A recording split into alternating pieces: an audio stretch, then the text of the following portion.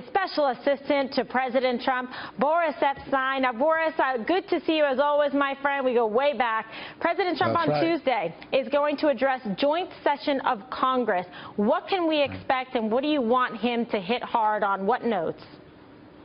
Well, the key topics we've been talking about, Kimberly, with you for a long time. So nice to be here. Through the campaign, the transition, and now the first 5 weeks, the unbelievably productive first 5 weeks.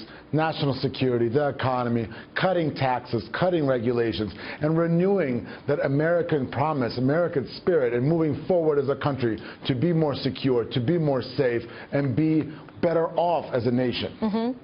You know, there's a lot of things that the president set out to accomplish, and I just want to bring you back to yesterday to Steve Bannon and Reince Priebus were on the stage together talking about the agenda of the president, talking about the economic agenda that he wanted to be able to put forward. How do you think you guys, your team, is doing so far in terms of being able to put forward those ideas and sort of check the box on the promises that were made? Steve Bannon was promising that, in fact, what the president promised during the campaign is, in fact, going to happen. Do you think you're on track?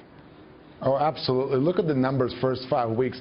Over 35 meetings with foreign leaders, about 38 and growing. And what is that? That is ensuring American safety, American security, making sure people are safe in their homes, making sure they can walk their streets and not feel threatened. Over 25 presidential actions, just one today, on cutting those job-stifling regulations. Very important, vital. And as we move forward, you're going to be looking at activity, of course, on Obamacare and on reforming that tax code.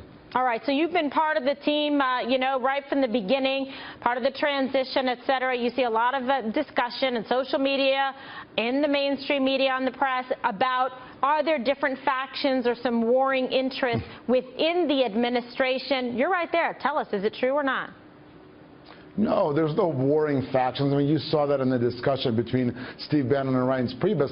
You are never going to get a group of sophisticated, achieved, smart people to agree off the bat on anything, and what you want is people to give their perspectives. But the key is that when you make that decision, when the president decides what the action is, to carry that out as a cohesive unit. And that's exactly what's happening in this White House. All right. Well, you seem pretty optimistic about this. Now, let's talk about a little bit of the breaking news today that happened, Boris. The media outlets were barred from an off-camera White House press gaggle. What's the Trump administration's response to some of the heat? CNN and others weren't allowed in, they said.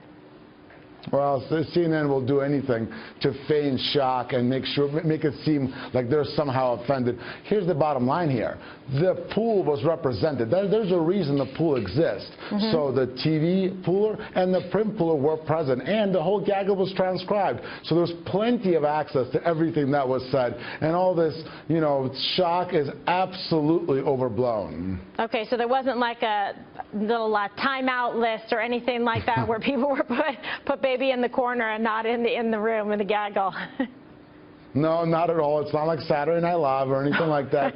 The pool was represented, and then others were invited in to the point where they fit into the press secretary's office, and that's what it was. But again, the key here is the access to the pool, and this was a gaggle, not a press conference. So everything is consistent with proper practice. All right. Well, Boris, it's always a pleasure to have you. Thanks for being here tonight on Hannity. Great to be here, Kimberly. Thank you. All right.